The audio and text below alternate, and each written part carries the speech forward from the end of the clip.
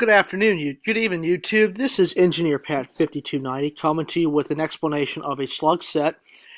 Here we have CSXT GP40-2 number 6902 and GP40 Road Slug number 2345.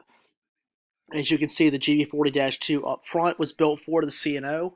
And a couple of things to tell you about the engine. The bell is located between the radiators, and also below we have the cow plow, which is below. It sits a little bit lower to the rails. Now, the 2345 is called the Slug engine, as you can see here. This engine was built for the L&N. As you can see that the air intake, where the radiators are, have all been removed. This engine has no prime mover in it whatsoever. It actually has a weight that's inside with metal, and the only thing that's in it is electrical components and some traction motors underneath, and that's it.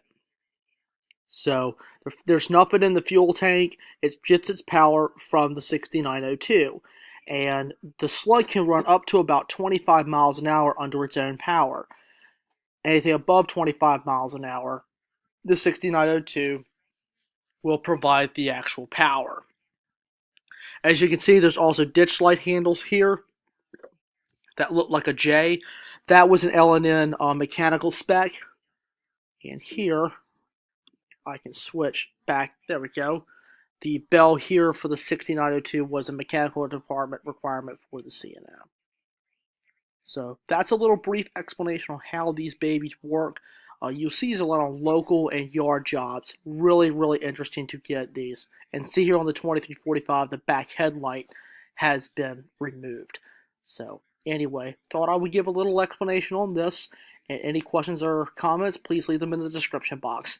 Thank you guys for watching. I'm Engineer Pat, and I will see you next time.